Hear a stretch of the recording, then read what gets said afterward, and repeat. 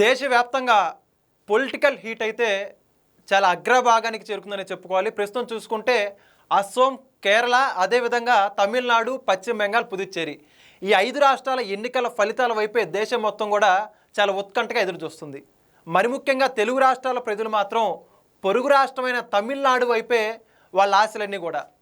ఎవరు గెలుస్తారు ప్రత్యేకంగా చెప్పుకోవాలంటే తమిళనాడులో సినిమాల్లో నుంచి రాజకీయాల్లోకి వచ్చినటువంటి టీవీకే పార్టీ విజయ్కి సంబంధించి మాత్రం అనేక ఊహాగానాలు. ప్రస్తుతం ట్రెండ్స్ చూసుకుంటేనేమో ఉదయం ఏదైతే ఎన్నికల కౌంటింగ్ మొదలుపెట్టిన మొదటి అరగంటలోపు డిఎంకే పార్టీ అన్ని స్థానాల్లో లీడింగ్లో ఉండడం, కట్ చేస్తే ఒక గంటలో సీన్ మొత్తం రివర్స్ అయిపోయింది. ఎవరు ఊహించని విధంగా టీవీకే పార్టీ నుంచి విజయ్ ఏదైతే ఉన్నాడో ఆయన 2 స్థానాల్లో అగ్రభాగంలో కొనసాగడం, అదేవిధంగా దాదాపు 110 స్థానాల్లో లీడింగ్లో ఉంది టీవీకే పార్టీ. ఇక చూస్తే టీవీకే పార్టీ తమిళనాడు రాజకీయాల్లో సంచలనం సృష్టించబోతుందా అంటే దాదాపు అవుననే సమాధానాలు బలంగా వినిపిస్తున్నాయి.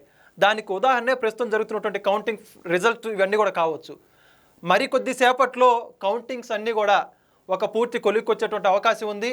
ఎట్టకేలకు 10 నుంచి 15 సీట్లు లేకపోతే 20 సీట్లు 30 సీట్లు అంత పెద్దగా ప్రభావం చూపలేడు విజయ్ అన్న నోరులే మూతపడేటువంటి పరిస్థితి.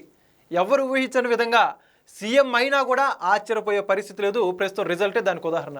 మరో పక్క చూసుకుంటేనేమో పశ్చిమ బెంగాల్. ఈ పశ్చిమ బెంగాల్ ఎలక్షన్ రిజల్ట్స్ ఏదైతే ఉందో బీజేపీ ఈసారి జెండా పాతి తీరుతామని చెప్పేసి అమిత్ షా అయితే స్పష్టం చేశాడు.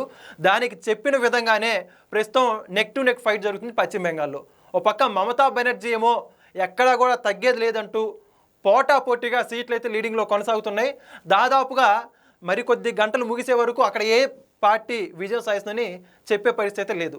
మరి ఇప్పుడు చూసుకుంటే ఓ పక్క తమిళనాడులో ఈరోజు ఎవరైతే సినీ హీరోయిన్ త్రిష పుట్టినరోజు కావడం, ఆవిడ తిరుమల శ్రీవారి దర్శనం చేసుకోవడం, మరో పక్క చూసుకుంటేనేమో తమిళనాడు రిజల్ట్స్ విజయ్ ముందు భాగంలో ఉండడం, ఇవన్నీ కూడా ఒక పాజిటివ్ వైబ్స్ అయితే ఉన్నాయని చెప్పుకోవాలి.